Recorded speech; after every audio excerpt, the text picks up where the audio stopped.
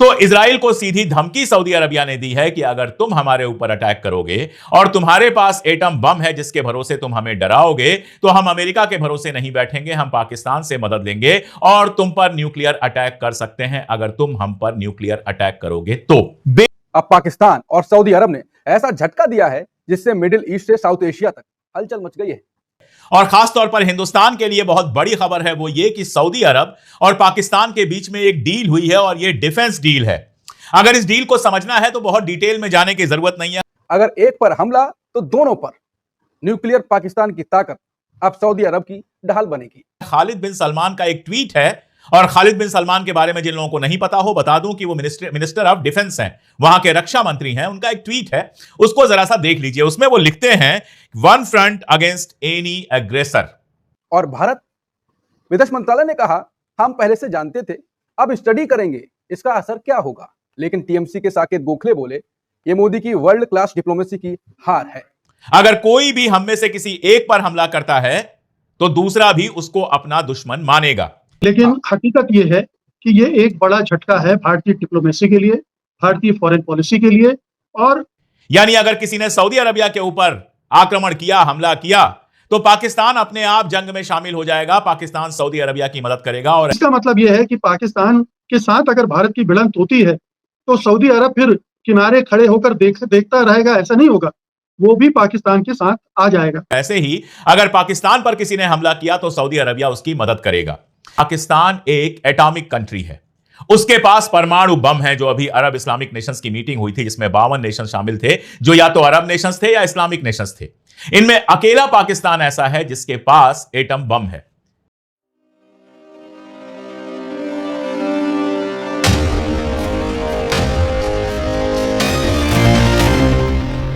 जो सबसे बड़ी खबर है और खास तौर पर हिंदुस्तान के लिए बहुत बड़ी खबर है वो ये कि सऊदी अरब और पाकिस्तान के बीच में एक डील हुई है और ये डिफेंस डील है।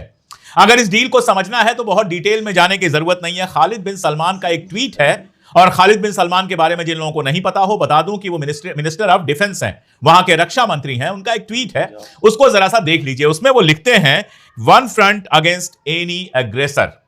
अगर कोई भी हम में से किसी एक पर हमला करता है तो दूसरा भी उसको अपना दुश्मन मानेगा। यानी अगर किसी ने सऊदी अरबिया के ऊपर आक्रमण किया, हमला किया, तो पाकिस्तान अपने आप जंग में शामिल हो जाएगा, पाकिस्तान सऊदी अरबिया की मदद करेगा। और ऐसे ही अगर पाकिस्तान पर किसी ने हमला किया तो सऊदी अरबिया उसकी मदद करेगा। इसके ढेर सारे पहलू हैं, उसको समझना बहुत जरूरी है। फिर गजा की तरफ चलूंगा, ईरान की खबरें हैं और बाकी सब खबरें भी आपको बताऊंगा। इसका एक पहलू तो यह है कि इजराइल के खिलाफ अब जो अरब नेशंस हैं केवल अमेरिका के भरोसे नहीं बैठना चाहते हैं। इसको अंडरलाइन कर लीजिए, इसको समझ लीजिए। अभी तक चाहे वो कतर हो, चाहे वो जॉर्डन हो, चाहे वो सऊदी अरबिया हो, चाहे जो भी ऐसी कंट्री हो, बहरीन हो, जो बहुत ज्यादा खुद को अमेरिका के नजदीक समझती थी, जिसको यह लगता था कि हमारे ऊपर तो कोई खतरा है ही नहीं, हम पर कोई हमला करेगा तो अमेरिका संभाल लेगा। दोहा पे इजराइल ने जो अटैक किया है उसके बाद उनके दिमाग में यह चीज बहुत क्लियर हो गई है कि अगर इजराइल हम पर अटैक करता है तो अमेरिका नहीं संभालेगा। कोई और अगर अटैक करता है, ईरान अगर अटैक कर दे सऊदी अरबिया के ऊपर, अगर इराक कर दे, तब तो अमेरिका आएगा। लेकिन अगर इजराइल कभी यह फैसला करे कि वो सऊदी अरबिया पर अटैक करने वाला है, और यह बात इम्प्रॉबेबल नहीं है, यह बात नामुमकिन नहीं है, अब मुमकिन है, क्योंकि ग्रेटर इजराइल का जो सपना है वो तो इन सारे मुल्कों के अंदर तक जाता है, जॉर्डन के भी, सऊदी अरबिया के भी और दूसरे अरब मुल्कों के भी। अब दूसरा सवाल कि पाकिस्तान को ही क्यों चुना गया। कारण यह है कि पाकिस्तान एक एटॉमिक कंट्री है, उसके पास परमाणु बम है। जो अभी अरब इस्लामिक नेशंस की मीटिंग हुई थी जिसमें 52 नेशन शामिल थे, जो या तो अरब नेशंस थे या इस्लामिक नेशंस थे, इनमें अकेला पाकिस्तान ऐसा है जिसके पास एटम बम है। तो इजराइल को सीधी धमकी सऊदी अरबिया ने दी है कि अगर तुम हमारे ऊपर अटैक करोगे और तुम्हारे पास एटम बम है जिसके भरोसे तुम हमें डराओगे, तो हम अमेरिका के भरोसे नहीं बैठेंगे, हम पाकिस्तान से मदद लेंगे और तुम पर न्यूक्लियर अटैक कर सकते हैं अगर तुम हम पर न्यूक्लियर अटैक करोगे तो। बेसिक तो इसका यह है, सऊदी अरबिया ने किया तो इसी बात के लिए समझौता है, लेकिन समझौता सिर्फ यहीं तक नहीं रह जाता। अगर दो मुल्कों के बीच में समझौता हुआ है तो केवल एक मुल्क का फायदा नहीं देखा जाएगा, यह भी देखा जाएगा कि पाकिस्तान इससे क्या हासिल करना चाहता है। आप जानते हैं अरब कंट्रीज से इंडिया के रिश्ते बहुत अच्छे रहे हैं। नरेंद्र मोदी अब भी जाते हैं, यूएई जाते हैं, सऊदी अरबिया जाते हैं तो गले वले लगने की बहुत सारी तस्वीरें आती हैं। लेकिन इजराइल के साथ हिंदुस्तान जिस तरह से खड़ा हुआ है, जिस तरह से अभी इजराइल का सबसे बदनाम मंत्री जो है स्मारिच इंडिया में आया और ट्रेड डील साइन की, उस समय जब ईयू से लेकर तमाम सारी दुनिया इजराइल के साथ तिजारती रिश्ते तोड़ रही है। मैं अभी आपको बताऊं, अमेरिका की एक कंपनी है, उस कंपनी ने अभी अपने ट्रेड के जो रिश्ते हैं, तिजारती जो रिश्ते हैं इजराइल के साथ, वो तोड़ दिए हैं। स्पेन ने तोड़ दिया है। ईयू धमकी दे रहा है कि इजराइल के साथ हम ट्रेड रिश्ते तोड़ेंगे, जिसके बाद इजराइल के जो फाइनेंस मिनिस्टर हैं उन्होंने सीधे सीधे यूरोपियन यूनियन को धमकी दी है। अभी आपको याद होगा, कुछ दिन बीते हैं, 3 या 4 दिन बीते हैं, जब नेतन्याहू ने कहा था कि हम सारी दुनिया में अकेले पड़ते जा रहे हैं, आइसोलेशन हमारा हो रहा है और स्पार्टा की तरह हमको लड़ना होगा। वो ये भूल गया था कि स्पार्टा हार गया था। खैर, जब सारी दुनिया में आइसोलेट हो रहा है इजराइल, यहां तक कि यूएन सिक्योरिटी काउंसिल के अंदर अभी वोटिंग होनी है सीज फायर और बाकी सारी चीजों को लेकर, और खबरें आ रही हैं कि इस बार अमेरिका के ऊपर जबरदस्त प्रेशर है। अभी अमेरिका का राष्ट्रपति गया हुआ है इंग्लैंड में, और वहां खबर चल गई कि अमेरिका के राष्ट्रपति के लौटने के बाद इंग्लैंड फलस्तीन को खुद मुख्तार मुल्क का दर्जा दे देगा। और उस अमेरिका के ऊपर उसके सारे दोस्तों का लगातार प्रेशर पड़ रहा है कि इस बार यूएन सिक्योरिटी काउंसिल में तुमको सीज फायर पर वोट करना पड़ेगा। वो करता है नहीं करता है वो देखने वाली बात होगी। जब ऐसा माहौल बना हुआ है, सारी दुनिया में इजराइल आइसोलेट हो रहा है, उस समय हिंदुस्तान जाकर इजराइल के साथ समझौता कर रहा है। इसका असर सीधे सीधे, जो मैं लगातार कह रहा हूं, सऊदी अरबिया, कतर या बाकी सारे नेशंस पे यह पड़ता है कि वो आपके ऊपर भरोसा नहीं करते हैं। जब मामला इजराइल का हो तो वो हिंदुस्तान के ऊपर भरोसा नहीं कर पा रहे हैं। उनको यह भरोसा नहीं है कि इजराइल से अगर कोई जंग होती है, इजराइल अगर कोई हमला करता है तो हिंदुस्तान उनके साथ खड़ा होगा। इसलिए उन्होंने पाकिस्तान के साथ समझौता किया, और पाकिस्तान के साथ इस समझौते का मतलब बहुत साफ है कि अब अगर हिंदुस्तान और पाकिस्तान के बीच में कोई जंग होती है तो सऊदी अरबिया, जो अब तक दोनों को शांत कराने में, दोनों से बैलेंस कराने में, बराबरी की दोस्ती निभाने में लगा हुआ था, वो अब पाकिस्तान के साथ खड़ा होगा। यानी नरेंद्र मोदी जी ने इजराइल की मोहब्बत में खड़े खड़े एक ट्रेडिशनल दोस्त को, एक पुराने दोस्त को दुश्मन अगर ना भी बनाया है तो अब उस तरह का दोस्त नहीं रहने दिया है। तो पाकिस्तान की ताकत यहां से बढ़ती है कि एक तो सऊदी अरबिया से उसको पैसे मिल सकते हैं, उसका जो आर्थिक संकट है उसमें वो पैसे काम आएंगे। पैसों के लिए अब वो सिर्फ अमेरिका या बाकी मुल्कों के पास नहीं जाएगा, चाइना के पास केवल नहीं जाएगा, सऊदी अरबिया से भी अब उसको पैसे मिल सकते हैं। और दूसरी बात कि कश्मीर के इशू पर अभी तक सऊदी अरबिया का जो अप्रोच रहा है वो भारत और पाकिस्तान दोनों के साथ बराबर का रहा है। अब जब यह समझौता हो गया, उसके बाद क्या सऊदी अरबिया कश्मीर पर अप्रोच बदलेगा? क्या भारत पाकिस्तान की कोई लड़ाई होगी तो सऊदी अरबिया पाकिस्तान के साथ वैसे ही खड़ा हो जाएगा जैसे टर्की या अजरबैजान जैसे मुल्क खड़े हुए थे? ये एक बड़ा सवाल है जो नरेंद्र मोदी सरकार के सामने होगा। भारत के जब विदेश प्रवक्ता से पूछा गया तो उन्होंने कहा कि हमें इसकी जानकारी है और हम सब पहलुओं पर विचार कर रहे हैं, लेकिन हकीकत यह है कि इजराइल के साथ खड़े होने का जो मैसेज जा रहा है, जो भारत से फर्जी अकाउंट चल रहे हैं, जो दिन रात स्टैंड विद इजराइल कर रहे हैं, उनके चलते हम एक के बाद एक अपना दोस्त खोते जा रहे हैं, और यह बेहद खतरनाक है। रिश्ते सिर्फ ट्रेड से नहीं होते हैं, व्यापार एक चीज होती है, लेकिन बाकी रिश्ते, भरोसे के रिश्ते ज्यादा इंपॉर्टेंट होते हैं। और नरेंद्र मोदी जी ने अपनी कूटनीति से यह एक और रिश्ता गंवा दिया है। अब पाकिस्तान और सऊदी अरब ने ऐसा झटका दिया है जिससे मिडिल ईस्ट से साउथ एशिया तक हलचल मच गई है।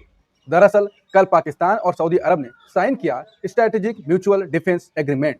अगर एक पर हमला तो दोनों पर। न्यूक्लियर पाकिस्तान की ताकत अब सऊदी अरब की ढाल बनेगी। और भारत, विदेश मंत्रालय ने कहा, हम पहले से जानते थे, अब स्टडी करेंगे इसका असर क्या होगा। लेकिन टीएमसी के साकेत गोखले बोले, ये मोदी की वर्ल्ड क्लास डिप्लोमेसी की हार है।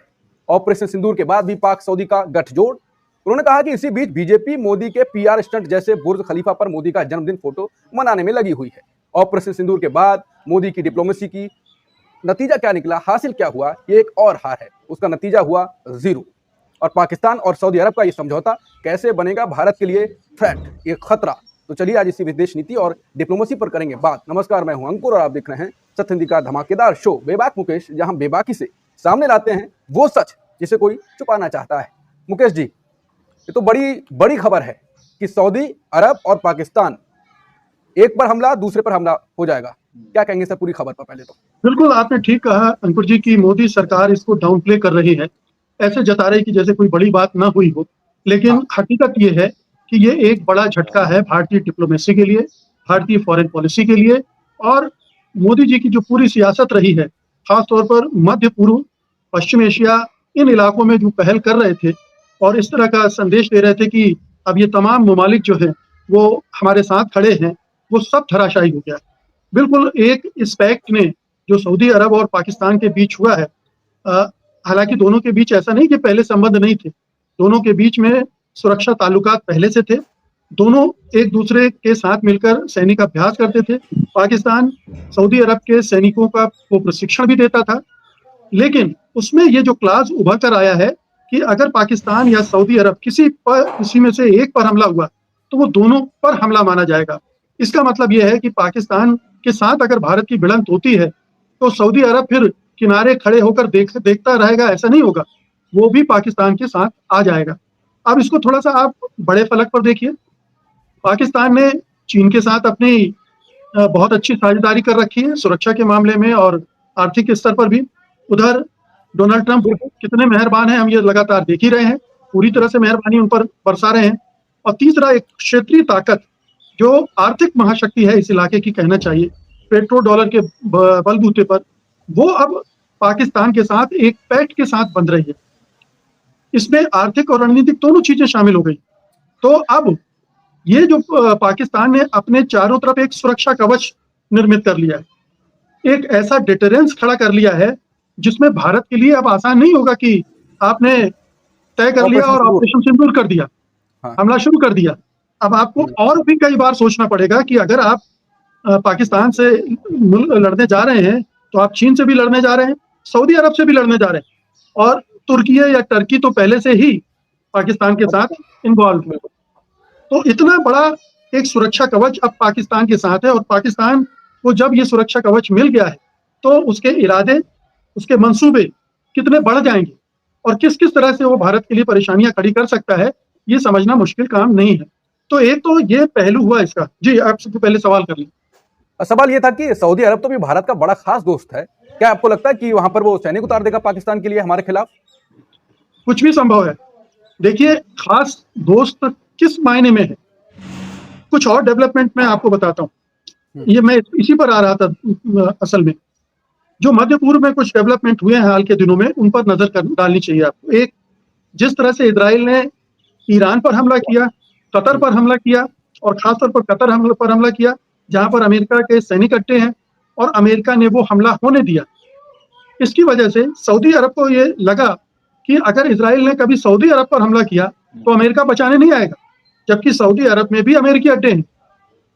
तो सऊदी अरब या दूसरे जो अरब मुमालिक है, उनके मन में ये संदेह बैठ गया है कि अमेरिका उनका साथी, साझीदार, सुरक्षा करने के मामले में उतना प्रतिबद्ध है कि नहीं। तो सऊदी अरब ने अपनी एक गारंटी पाकिस्तान से बना ली है, क्योंकि पाकिस्तान के पास न्यूक्लियर वॉरहेड्स हैं, न्यूक्लियर आर्मामेंट है, और जो उसकी सुरक्षा को मजबूत कर सकता है। तो ये एक बड़ी उपलब्धि सऊदी अरब को इस लिहाज से मिल गई। फिर एक दूसरा बड़ा डेवलपमेंट हुआ है पिछले हफ्ते ही कि 80 इस्लामिक देशों ने एक मीटिंग की, और उसमें ये बात चली कि हमें नाटो जैसा एक सुरक्षा तंत्र बनाना चाहिए। अब वो देखिए, पाकिस्तान उसका मेन प्रोपोनेंट है, पाकिस्तान और तुर्की है, ये दो ज्यादा इसको फोर्स कर रहे हैं, और सऊदी अरब और ईरान है। तो ये एक नया गठजोड़ जो बन रहा है, ये एक और बड़ा सरदर्द बनने वाला है भारत के लिए। तो सऊदी अरब तो एक है, आपने कहा कि मोदी जी ने और भारत ने बड़ी कोशिशें की हैं मध्य पूर्व में मोदी जी की कोशिशें दो स्तर की रही हैं। एक, मुझे क्या क्या वहां पर सम्मान मिल रहा है प्रचार के लिए, जहां जाते थे एक सम्मान ले लेते थे। दूसरा ये कि जहां जाते थे एक मंदिर बनवा देते थे। तो उनकी पूरी जो विदेश नीति, डिप्लोमेसी थी, दो चीजों पर आधारित थी, एक मेरा प्रचार हो और दूसरा मेरी आइडियोलॉजी, हिंदुत्व, उसको मिक्स कर दिया। इसके अलावा कोई ठोस काम नहीं हुआ, बल्कि रिश्ते बिगड़े ही हैं। इसके और आगे थोड़ा चलते हैं। चीन और अमेरिका की भूमिका इस पैक्ट में क्या हो सकती है? अमेरिका का रोल मैंने बताया कि कतर में हमले के बाद से सऊदी अरब थोड़ा सा निश्चिंतता उसकी कम हुई है कि अमेरिका क्या करेगा। तो अमेरिका आश्वस्त कर रहा होगा इन दोनों को मिलाकर, पाकिस्तान को भी और सऊदी अरब को भी। और चूंकि वो अब्राहम अकॉर्ड के लिए सऊदी अरब पर दबाव डाल रहा था, तो इस तरह से सुरक्षा सुनिश्चित करके वो उस दिशा में भी उसको आगे ले जाएगा। और इधर चीन, जो कि मध्य पूर्व में अपने लिए रास्ता बना रहा है, उसी ने सऊदी अरब और ईरान के बीच में एक तालमेल करवाया है, उनके बीच में रिश्तों को बेहतर बनाने की कोशिश की है। तो चीन की भी पॉलिटिक्स वहां चल रही है। डिप्लोमेसी चल रही है। तो आप देखिए कि तमाम महाशक्तियां और क्षेत्रीय शक्तियां अपने अपने स्तर पर मिडिल ईस्ट को कैसे नया रूप दे रही हैं, और उसमें पाकिस्तान किस तरह से फायदा उठा रहा है। भारत को क्या फायदा मिल रहा है, ये सवाल उठता है ना कि भारत क्या हासिल कर पा रहा है।